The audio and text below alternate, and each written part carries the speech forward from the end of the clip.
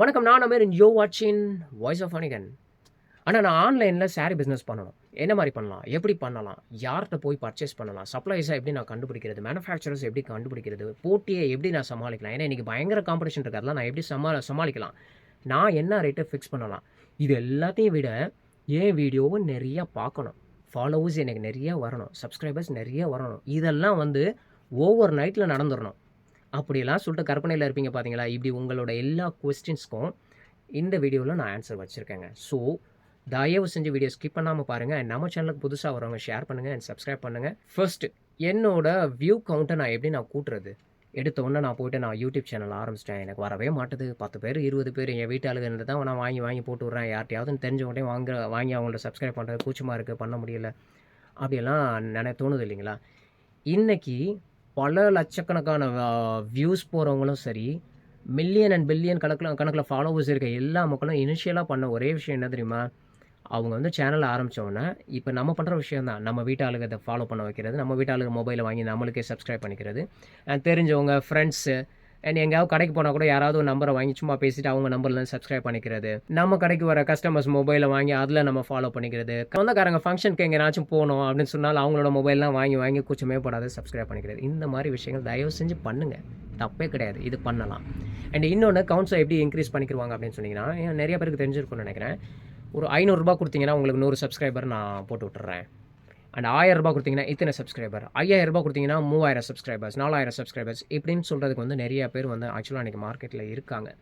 ஏன் இதை நான் சொல்கிறேன்னா, ஏன்னா நிறைய பேர் வந்து நம்மளுக்கு இப்போ வியூஸே இல்லை, சப்ஸ்கிரைபர்ஸே இல்லை அப்படின்றப்போ வந்து ஒரு சில பேர்லாம் வீடியோ ஸ்கிப் பண்ணிட்டு போயிடுவாங்க. ஸோ அதை பார்க்குறப்போ உங்களுக்கு அவங்களோட மைண்டில் இது தோணும், ஏன் நம்மளும் அது பண்ணக்கூடாது அப்படின்னு சொல்லிட்டு. சரி, அதுலலாம் ஏகப்பட்ட பிரச்சனைகள் இருக்குது. அதனால் அந்த ஒரு மெத்தடை நீங்கள் விட்டுருங்க. அதுக்கு பதிலாக வாட்ஸ்அப் குரூப் நீங்கள் ஓப்பன் பண்ணுங்கள். வாட்ஸ்அப் குரூப் ஓப்பன் பண்ணிவிட்டு உங்கள் எல்லாத்தையும் நல்லா பழகிடுங்க. ஒரு சில பேர்லாம் டீச்சர்ஸ், ஸ்டாஃப்ஸ் இந்த மாதிரி வர்றவங்க கூட நல்லா பேசி பழகிட்டு அவங்க நம்பரை வாங்குங்க, அவங்க நம்பர் சேவ் பண்ணிவிட்டு நம்ம நம்பரும் அவங்களோட மொபைலில் சேவ் பண்ணிடுங்க. நம்மளோட வாட்ஸ்அப்பில் வந்து அப்டேட் கொடுங்க, ஸ்டேட்டஸில் போடுங்க, நான் இந்த மாதிரி சாரீ பண்ணுறோம் அப்படின்னு சொல்லிட்டு அந்த மாதிரி நிறையா பண்ணுங்கள். நீங்கள் பல்காக வந்து சாரீ இனிஷியலாக நான் ஸ்டார்ட் பண்ணுறேன்னா 5000 ரூபா 10,000 ரூபாய்க்கு வாங்க வேண்டாம். ரீசெல்லராக கேரி ஸ்டார்ட் பண்ணுங்களேன். எத்தனையோ பேர் ரீசெல்லராக ஸ்டார்ட் பண்ணி தான் வந்து இன்றைக்கி பெருசாக ஷாப்ஸ் வச்சு ஆன்லைன்லேயே பயங்கரமாக சேல் பண்ணிட்டு இருக்காங்க. ஸோ ரீசெல்லராக ஸ்டார்ட் பண்ணுங்கள். இப்போ எங்களை மாதிரி ஆளுகிட்டலாம் நாங்கள் எங்கள் டீமில் இருக்கிற எங்கள் கூட இருக்கிற ரீசெல்லர்ஸ்க்கு வந்து எங்கிட்ட என்ன சாரீஸ் நாங்கள் வச்சுருக்கிறோம் அப்டேட், ஏன்னா எங்கிட்ட வந்து ஆக்சுவலாக வந்து ட்ரெண்டில் இருக்க எல்லாமே இருக்கும். நானும் இல்லை, என்ன மாதிரி இருக்கிற நிறையா ஹோல்சேலர்ஸ்ட்டை வந்து அவங்களோட எக்கச்சக்கமாக ட்ரெண்டில் இருக்கிற எல்லா விஷயங்களும் இருக்கும். ஸோ அவங்க டீமில் போய் ஜாயின் பண்ணுங்கள். உங்கள் வாட்ஸ்அப்பில் ஸ்டேட்டஸாக வச்சுக்கோங்க. வச்சதுக்கப்புறம் உங்கள்கிட்ட யார் கேட்குறாங்களோ அவங்களுக்கு நீங்கள் வாங்கி அப்படியே சப்ளை பண்ணுங்கள். நீங்கள் கையில் அந்த பார்க்கக்கூட வேணாம், நீங்கள் அதை டச் பண்ணக்கூட மாட்டீங்க. நாங்களே வாங்கி உங்கள் பேர் போட்டு நாங்களே எழுதி அமுச்சு விட்ருவோம் நீங்கள் பண்ண மாதிரியே. அதில் ஆனால் நீங்கள் நிறையா காசு பார்க்கக்கூடாது.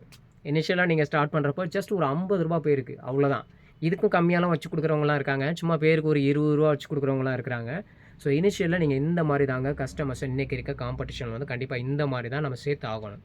இது பண்ணிவிட்டு இதை இன்க்ரீஸ் ஆக ஆக ஆக ஆக தான் நம்ம சேனலும் சரி, நம்மளோட ஃபாலோவர்ஸும் சரி பெருசான ஒரு க்ரௌத்துக்கு போகும். இதெல்லாம் விட்டுட்டு நான் எடுத்த உடனே ப்ரொமோஷனுக்கு என் வீடியோ நான் போடுறேன், ஒரு பெரிய யூடியூபரை கூப்பிட்டு வந்து நான் 10,000 ரூபாய் செலவு பண்ணி என்கிட்ட இருக்க சாரீஸ்லாம் நான் காமிச்சு நான் செம்மையாக சேல் பண்ணி நான் ஃபாலோவர்ஸ் நிறைய அள்ள போகிறேன். அந்த ஒரு விஷயம். டிஜிட்டல் மார்க்கெட் பண்ண போகிறேன், 10,000 ரூபா 50,000 ரூபாய் செலவு பண்ணி டிஜிட்டல் மார்க்கெட் பண்ணி என்னோடய ஃபாலோவர்ஸ்லாம் அதிகமாக்க போகிறேன். அது 2வது விஷயம். வெப்சைட் டேரெக்டாக நான் வெப்சைட் ஆரம்பிச்சிடுறேன். இப்படிலாம் ஆரம்பிச்சிட்டு, அதாவது ப்ராடக்ட் நாலேஜ் ஆக்சுவலாக 0, என்கிட்ட ஆக்சுவலாக ப்ராடக்ட் நாலேஜ் இல்லை. ஆனால் இந்த விஷயங்களெல்லாம் நான் பண்ணிட்டேன்னா எனக்கு ஃபாலோவர்ஸ் நிறையா வந்துடும், நான் சேல்ஸ் நிறையா போட்டுருவேன். ஓகேங்க, உங்களுக்கு சேல்ஸே நிறையா வந்துருச்சுன்னு வச்சுக்கோங்க. நீங்கள் உண்மையை சொல்கிறேன், நீங்கள் இந்த மாதிரி இதெல்லாம் நீங்கள் பண்ணுறப்போ உங்களுக்கு சேல்ஸ் வந்து எங்கேயோ போகும், சூப்பராக இருக்கும். ஆனால் அந்த சேலை நீங்கள் எப்படி சமாளிப்பீங்க, உங்களோட கஸ்டமர்ஸை எப்படி ஹேண்டில் பண்ணுவீங்க? ஏன்னா இன்றைக்கி இருக்க கஸ்டமர்ஸ் எந்த மாதிரி தெரியுங்களா? ஆக்சுவலாக வந்து நம்ம விற்றதுக்கப்புறம் நிறைய பேர் பிடிக்காம, ஏன்னா நிறையா வந்து ஆன்லைன் பிளாட்ஃபார்ம் எல்லாமே வந்து உங்களுக்கு பிடிக்கலன்னா ரிட்டன் பண்ணிடுங்கன்னு பழக்கி வச்சிருக்கிற மக்கள், அவங்க வந்து எனக்கு பிடிக்கல, எனக்கு ஜாமான் நல்லா இல்லைன்னு ரிட்டன் பண்ணுற அந்த மோட்டிவில் இருப்பாங்க. நம்ம என்ன பேசுவோம், நல்லா தான் நினச்சி உங்கள்கிட்ட தானே காமிச்சேன், சாரீ ஓப்பன் பண்ணி தானே காமிச்சேன், எல்லாத்தையும் அனுப்பிச்சிட்டேன் அப்படின்னு சொன்னாலும் டேமேஜாக இருந்தால் கூட நாங்கள் வாங்கிக்கலாம் அப்படின்ற மாதிரி ஒரு மைண்ட் செட்டில் நம்ம இருப்போம். அதுக்காகவே என்ன பண்ணுவாங்க, கிழிச்சு அனுப்பிச்சி விடுவாங்க. இதை போகிற டேமேஜ் அப்படின்னு சொல்லிட்டு அந்த மாதிரி கிழிச்சு அனுப்பிச்சி விடுவாங்க. ஸோ அப்படிப்பட்ட மக்களை எப்படி சமாளிப்பீங்க? இந்த மாதிரி சிச்சுவேஷன்ஸ்லாம் எப்படிங்க நீங்கள் சமாளித்து வருவீங்க? ஸோ அஃப்கோர்ஸ் 1 to 2 இயர்ஸ் வந்து நீங்கள் ஃபீல்டில் வந்து எக்ஸ்பீரியன்ஸ் மட்டுமே எடுத்துகிட்டு இருக்கணும். எல்லாத்தையும் கற்றுக்கோங்க. என்ன மாதிரி விற்கலாம், என்ன மாதிரி கஸ்டமர் என்ன மாதிரி ப்ராடக்ட் வாங்குவாங்க, எந்த மாரி ஏரியால எப்படி போகும், எந்த சீசன்ல எது போகும், காதி, காட்டன் சாரீஸ்னா எந்த மாரி ஒரு சீசன்ல போகும், பூனம் சாரீஸ் லோ ரேஞ்ச் என்ன மாரி ஒரு சீசன்ல போகும், பூனம் சாரீஸ்ல என்னென்ன ரேஞ்சஸ் இருக்கு, ப்ராடக்ட் நாலேட்ஜ் நெறைய எடுத்துக்கோங்க. கஸ்டமரையும் நெறைய ரீட் பண்ணுங்க, நெறைய மார்க்கெட்ட அனலைஸ் பண்ணுங்க. இதெல்லாம் பண்ணிட்டு, okay I am well settled. நான் இப்போ வந்து செம்மையா இருக்கிறேன். சூப்பரா நான் பண்ணிடலாம். அப்படின்னு உங்களுக்குன்னு ஒரு கான்ஃபிடென்ட் வருது பார்த்தீங்களா, எல்லாத்தையும் நான் சமாளிச்சுருவேன் அப்படின்னு சொல்கிற ஒரு காலகட்டத்தில் you invest on digital marketing, promotion and website எல்லாத்துலேயும் நீங்கள் இன்வெஸ்ட் பண்ணுங்கள். செம்மையாக ஜெயிச்சு வருவீங்க. பட் அதுக்கு முன்னாடி உங்களோட கான்ஃபிடென்ட்டை இன்க்ரீஸ் பண்ணணும்னா எக்ஸ்பீரியன்ஸ் வந்தால் மட்டும்தான் நீங்கள் பண்ண முடியும். ஏன்னா நம்மளோட அம்மா அப்பா, நம்மளோட ஃபேமிலி பேக்ரவுண்ட் எல்லாம் வந்து நம்மளை வளர்த்து கொண்டு வரல. சாரி பிஸ்னஸ்லேயே இருந்து வாடா அப்படின்னு சொல்லிட்டு கூட்டு வந்து அரசியல் வாரிசு மாதிரி அப்படியே கூட்டு வர மாதிரிலாம் எதுவுமே கிடையாது. இது நம்மளாக உழைச்சி நம்மளாக தான் கற்றுக்கிற விஷயம். So you will have to spend at least 2 years. 2 இயர்ஸ்ன்றது ரொம்ப கம்மியான காலகட்டங்க. ஸோ இந்த வருஷத்தில் நீங்கள் ஒரு டார்கெட்டை ஃபிக்ஸ் பண்ணி உழைங்க. கண்டிப்பாக நீங்களும் செம்மையாக வருவீங்க. அந்த மாதிரி ஒரு நேரத்தில் நீங்கள் எல்லாம் ஸ்பெண்ட் பண்ணதுக்கப்புறம் உங்களோட ஃபாலோவர்ஸ் வந்து ரேப்பிடாக ஓடும். ஃபஸ்ட்டு 2 வருஷத்துக்கு வந்து நீங்கள் முக்கி நம்ம பார்த்தாலும் 500, 1000 சப்ஸ்கிரைபர்ஸ் தான் வந்திருப்பாங்க. ஆனால் அந்த 2 வருஷம் 3 வருஷம் கழிச்சு அதுக்கப்புறம் நீங்கள் ஸ்பெண்ட் பண்ணதுக்கப்புறம் செம்மையாக லட்சக்கணக்கில் வியூஸ் போகும். அண்ட் உங்களோட சப்ஸ்கிரைபர்ஸ் நிறையா கூட்டுவாங்க. இந்த மாதிரிலாம் நிறையா விஷயங்கள் நடக்கும். பட் அதுக்கு நீங்கள் இந்த மாதிரி கண்டிப்பாக பொறுமையாக இருந்தே ஆகணும். சப்ளைஸை நான் எப்படிங்க சூஸ் பண்ணுறது? அஃப்கோர்ஸ் இந்த 2 வருஷ காலகட்டத்தில் வந்து நீங்கள் தேடி அலைஞ்சு ஒவ்வொரு சப்ளைஸாக பிடிச்சி வச்சுக்கணும். இப்போ எனக்கு சூரத்லேயே வந்து நிறையா சப்ளைஸ் இருக்காங்க. எனக்கு வாரணாசியில் நிறையா சப்ளைஸ் இருக்காங்க. அண்ட் வெஸ்ட் பெங்கால், பகல்பூர், ராஜஸ்தான் இங்கெல்லாம் நிறையா சப்ளைஸை எடுத்து சேவ் பண்ணி வச்சுக்கோங்க. இல்லை வந்து ஹோல்சேல்ஸ் வந்து லோக்கல்லே வந்து யாரும் நல்லா கொடுக்குறாங்க, பெஸ்ட்டாக கொடுக்குறாங்கன்னா அதையும் எடுத்து வச்சுக்கோங்க. ஸோ இந்த மாதிரி கான்டாக்ட்ஸ் எல்லாம் வச்சுக்கோங்க. யார்கிட்ட என்ன மாதிரி ஒரு ப்ராடக்ட் கிடைக்கும், வெஸ்ட் பெங்கால்னு எடுத்துகிட்டா யார்கிட்ட சூப்பராக கிடைக்கும், வாரணாசின்னு எடுத்துகிட்டா யார்கிட்ட கிடைக்கும், அண்ட் குஜராத், சூரத் ஐட்டம்ஸ் இருந்தால் யார்கிட்ட எந்த மாதிரி கிடைக்கும், எவ்வளோ நம்ம பர்ச்சேஸ் பண்ணலாம், இந்த மாதிரி விஷயங்கள் எல்லாத்தையும் நீங்கள் சேவ் பண்ணி வச்சுக்கோங்க. ஸோ சப்ளைஸை நீங்கள் எப்படி பிடிச்சி வச்சுக்கலாங்களா? இந்த சப்ளைஸ்லாம் வந்து ஆக்சுவலாக அவ்வளோ ஈஸியாக யாரும் எடுத்து கொடுத்துட மாட்டாங்க. யாருனாச்சும் போய் கேட்டிங்கன்னா கொடுக்கவே மாட்டாங்க. இந்த ஒரு சின்ன விஷயத்தை நான் சொல்கிறேன். ஆக்சுவலாக வந்து நான் எல்லாத்தையுமே ஷேர் பண்ணுவேன், எல்லா விஷயமும் கொடுப்பேன். ஒரு ஃபாலோவர் வந்து என்கிட்ட வந்து ஆக்சுவலாக நிறைய இன்ஃபர்மேஷன் கேட்பாங்க. நை எக்கச்சக்கமான இன்ஃபர்மேஷன். இது என்ன ரேட்டுக்கு வாங்கலாம், இது என்ன பண்ணலாம். நான் ஆன்சர் பண்ண அடுத்த செகண்ட் எனக்கு ஒரு கொஸ்டின் வரும். நானே ஆன்சர் பண்ணுறது 2 நாளைக்கு ஒரு தடவை 3 நாளைக்கு ஒரு தடவை ஆன்சர் பண்ணுவேன். அடுத்த செகண்ட் கொஸ்டின் வரும். அப்படி வரப்போ எல்லாத்தையும் ஃப்ரீயாக சொல்லிட்டே இருந்தேன், எல்லாமே பக்காவா. நான் வந்து இதை செக் பண்ணுறதுக்காகவே நல்ல கான்டாக்டாக இருக்குப்பா, நீ காமிக்கிற சாரீஸ்லாம் சூப்பராக இருக்குது, எனக்கு அந்த கான்டாக்டை கொடு அப்படின்னு சொன்னால் அடுத்த செகண்ட் நோ. எப்படிப்பட்ட உலகத்தில் இருக்கிறவங்க பார்த்துக்கோங்களேன். ஸோ இது தாங்க நடக்கும். ஸோ சப்ளைஸை நீங்கள் தாங்க தேடணும். நீங்கள் தான் வந்து நம்ம உழைக்கணும். அப்படி உழைச்சி நம்ம எடுத்தால் தான் அதோட வலி தெரியும், அந்த கஷ்டம் தெரியும். அப்போ தான் நம்ம முன்னேறணுன்ற ஒரு வெறியும் வரும். அடுத்து ஒரு முக்கியமான விஷயம், காம்படிஷன் எப்படி நான் சமாளிக்கிறது? ஏன்னா இன்றைக்கி ஆன்லைன் தொட்டா எக்கச்சக்கமான காம்படிஷன் சொல்கிறது என்னங்க, ஆக்சுவலாக வந்து ஒரு சில பேர்லாம் பிக் ஷாட்ஸ் முன்னாடிலாம் வந்து சினி ஃபீல்டில் வந்து அவங்களுக்கு மார்க்கெட் போயிடுச்சு அப்படின்னு சொன்னால் கொஞ்சம் கொஞ்சமாக வந்துட்டு அப்படியே சீரியலுக்கு வந்துட்டு அப்படியே ஓஞ்சிருவாங்க. அந்த மாதிரி இருக்கும். இன்றைக்கி சினி ஃபீல்டில் வந்து அவங்களுக்கு வந்து மார்க்கெட் குறைஞ்சிச்சுன்னா சட்டனை இதுக்கு ஓடி வந்துடுறாங்க. யூடியூபர்ஸே நிறைய பேர் வந்து நல்ல ஃபாலோவர்ஸ் நல்லா சம்பாரிச்சிட்டு இருக்க ஒரு சில பேர் சோஷியல் மீடியாவில் இருக்காங்க. சட்டனை நானும் இந்த மாதிரி ஜவுளி கடை வச்சிருக்கேன், வாங்க அப்படி வந்து வாங்கிக்கங்க அப்படின்னு சொல்கிறாங்க. ஏற்கனவே நீங்கள் நல்லா தான் சம்பாதிக்கிறீங்க. இதில் ஒரு சில பேர் இன்னும் ரொம்ப மோசமாக போய் நல்ல மார்க்கெட்டில் இருக்கிறப்பயே நான் வந்து ஹோட்டல் ஆரம்பிக்கிறேன், டீ கடை ஆரம்பிக்கிறேன்னு சொல்லிட்டு பக்கத்தில் இருக்க மக்கள் எல்லாம் நசுக்கிறாங்க, சின்ன மக்கள்லாம். அஃப்கோர்ஸ் அதாவது உங்களுக்கு வந்து ஒரு நல்ல நேரம் நல்ல காலம் இருக்கிறப்பையும் வந்து நிறையா சம்பாரிச்சு ஒரு இதில் இன்வெஸ்ட் பண்ணி வச்சுக்கோங்க. தட் இஸ் புத்திசாலித்தனம் அப்படின்னு சொல்லுவாங்க. அது ஓகே பண்ணுங்கள். ஆனால் எங்கே போய் பண்ணணுமோ அங்கே போய் பண்ணி வச்சுக்கோங்களேன். அதை விட்டுட்டு சின்ன பிஸ்னஸ் பண்ணுறவங்களையும் வந்து நசுக்கி இன்றைக்கி ஒருத்தவங்க ஆஃபர் வேறு போடுறாங்களாம். ஆக்சுவலாக சினி ஃபீல்டில் இருந்தவங்க தான். ஜோஸால் வந்து நான் 599க்கு வந்து ஜோஸ் சாரி தர்றேன். என்ன போட்டிருக்காங்கன்னு நான் இதை டிஸ்கிரிப்ஷன் எடுத்து செக் பண்ணி பார்க்குறேன். ஜோஸ் சாரி 50% நான் ஆஃபரில் தர்றேன், 599க்கு தர்றேன். அப்போ 50% ஆஃபர்னா அப்போ இதுக்கு முன்னாடி நீங்கள் 1200 வித்துட்டு இருந்தீங்களா? ஸோ அந்த 600 ப்ளஸ் இதுலேயும் கண்டிப்பாக உங்களுக்கு ஒரு ப்ராஃபிட் இருக்கும்.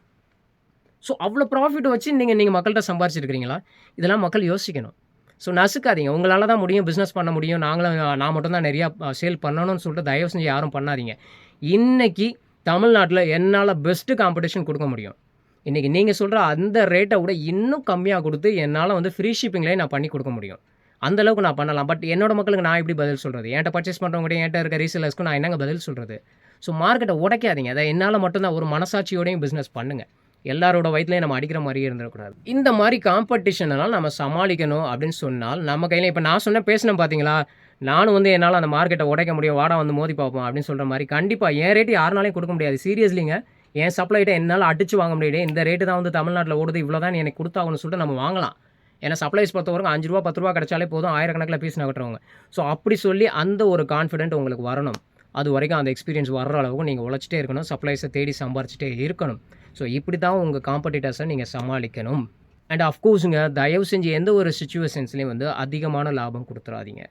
ஏன்னா நீங்கள் டிஜிட்டல் மார்க்கெட்டிங் சுற்றிலும் 10 பேர் ஃபோட்டோகிராஃபர் அண்ட் வெளியில் போய் ஷூட் பண்ணிட்டு வர்றது, இந்த காசுலாம் வந்து நம்ம மக்கள் தலையில் கட்டி அதுலேயும் வந்து நிறையா சம்பாரிச்சிடாதீங்க. அப்படி நம்ம சம்பாதிக்கிறதெல்லாம் வந்து அதிகபட்சமாக 1 வருஷம், 2 வருஷம், 3 வருஷம் அவ்வளோதான். தமிழ்நாட்டில் இருக்க எல்லா மக்களும் உங்கள்கிட்ட வாங்கி முடிச்சோன்னா அடுத்து ஒருத்தர் கூட உங்கள்கிட்ட வாங்க மாட்டாங்க. ஒரு டைம் வாங்கிட்டு ஐயோ போச்சு போ இதோட விட்டுருவோம் அப்படின்னு சொல்லிட்டு அடுத்து உங்கள் பக்கமே தலை வச்சு படுக்க மாட்டாங்க. இப்போ இந்த மாதிரி விஷயங்கள்லாம் நான் இனிஷியலே பண்ணிடக்கூடாது? இந்த டிஜிட்டல் மார்க்கெட் பண்ணுறதும் ப்ரொமோஷன்ஸ் பண்ணுறதும் எக்ஸ்பீரியன்ஸ் எடுத்துகிட்டு தான் பண்ணணுமா? இந்த வெப்சைட் நான் பண்ணுறது இது எல்லாமே எடுத்தோடனே பண்ணக்கூடாதா? ஆமாங்க, அஃப்கோர்ஸ். ஏன்னா நீங்கள் எல்லாம் சூப்பராக ஆச்சுன்னு வச்சுக்கோங்களேன், கஸ்டமர் எப்படி ஹேண்டில் பண்ணுவீங்க? இன்றைக்கி என்னால் என் கஸ்டமர்ஸ் வந்து ஹேண்டில் பண்ண முடியலை. ஒரு நாளைக்கு அத்தனை கால்ஸ் வருது, அத்தனை ப்ரீ பிளான் பண்ணி எல்லாம் பண்ணியுமே வந்து இன்றைக்கி நீங்கள் வீடியோ பார்த்துட்டு இருக்க நிறையா பேரே கமெண்ட் போடுவீங்க, நீ எல்லாம் சொல்கிற, என்ன பேசுகிற, நான் வாட்ஸ்அப் பண்ணுறேன், நீங்கள் ரிப்ளை பண்ண மாட்டேங்க, பேக் டு பேக் கால் போயிட்டுருக்கு, அதை நான் எப்படி சமாளிக்கிறது, என்ன மாதிரி பண்ணுறது அப்படி சொல்லிட்டு அந்த மாதிரி யோசிக்கிறோம். ஸோ உங்களோட கஸ்டமர்ஸ் நிறைய கால்ஸ் வந்துச்சுன்னா அதை நீங்கள் எப்படி ஹேண்டில் பண்ணுவீங்க? உங்கள்கிட்ட உண்டான சாரீஸ் தீர்ந்து போச்சுன்னா அடுத்து அதை எப்படி ரீஸ்டாக் பண்ணுவீங்க? என்ன மாதிரி நீங்கள் குவாலிட்டி செக் பண்ணுவீங்க? இந்த மாதிரி விஷயங்கள்லாம் ப்ரீ பிளான்டாக நீங்கள் இருந்தால் தான் அடுத்து சூப்பராக ஹேண்டில் பண்ணி போயிட்டே இருக்க முடியும். இந்த மாதிரியான ஒரு கிரிட்டிக்கல் சிச்சுவேஷனில் உங்களால் யோசிக்கவே முடியாது, நம்மளால் எதுவுமே பண்ண முடியாது. அதனால் எக்ஸ்பீரியன்ஸ் எடுத்துக்கோங்க. சட்டம் எல்லாமே கிடைக்கிறது ரொம்ப ஈஸி, ஆனால் அதை தக்க வச்சுக்கிறதுன்றது ரொம்ப ரொம்ப ரொம்ப கஷ்டம். அண்ட் எடுத்தோடனே நான் டேரெக்டாக மேனுஃபேக்சர்கிட்ட போய் வாங்குறேன். மேனுஃபேக்சர்னு சொன்னால் ஏகப்பட்ட இன்றைக்கி ஸ்கேமர்ஸ் எக்கச்சக்கமாக இருக்கான். இன்னும் போய் சூரத்தில் வந்து ஏமாந்துட்டு போய் என் வீடியோலாம் பார்த்ததுக்கப்புறமும் என்கிட்ட பேசிகிட்டு இருக்க மக்களே, அண்ணா நான் தெரியாமல் போன அளவு போயிட்டு ஒருத்தன்ட்ட காசு போட்டு வாங்கிட்டேன், அவன் ஒன்றுமே அனுப்பலைன்னு சொல்கிறாங்க. இன்னும் அப்படி இருக்கிறாங்க. ஸோ ஸ்கேமர்ஸ் வந்து எக்கச்சக்கமாக இருக்காங்க ஆன்லைனில். ஸோ அதெல்லாம் நம்ம மெதுவாக கண்டுபிடிச்சி அவன்கிட்ட ஒருத்தன் பேசுகிற விதத்தை வச்சு, அவன் பேசுகிற முறைகளை வச்சே நம்ம வந்து ஈஸியாக கண்டுபிடிக்கலாம். அது எக்ஸ்பீரியன்ஸில் ஈஸியாக சூப்பராக எடுப்பீங்க.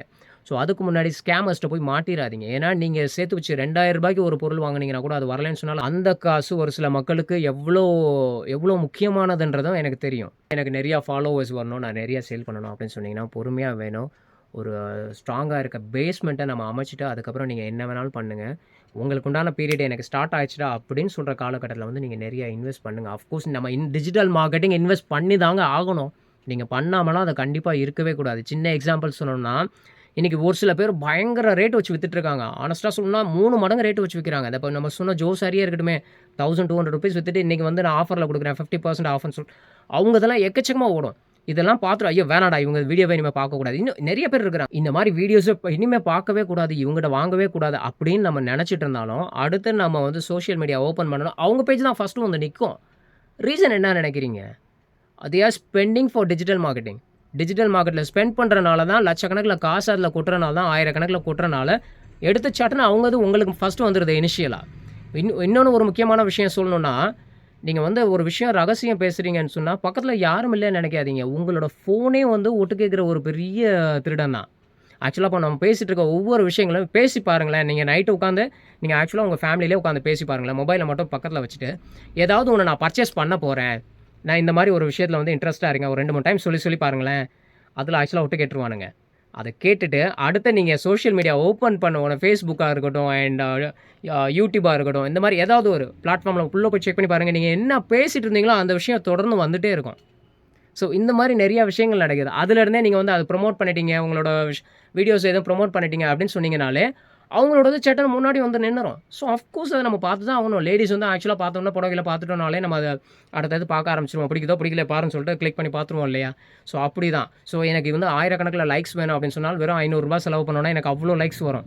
ஸோ இந்த மாதிரி டிஜிட்டல் வேர்ல்டில் இன்றைக்கி வாழ்ந்துட்டுருக்கோம். ஆனால் எந்த ஒரு விஷயத்தில் நீங்கள் வாழ்ந்தாலும் தயவு செஞ்சு நேர்மையாக மட்டும் இருங்க. சக்ஸஸ்ஃபுல் ஆகலாம்.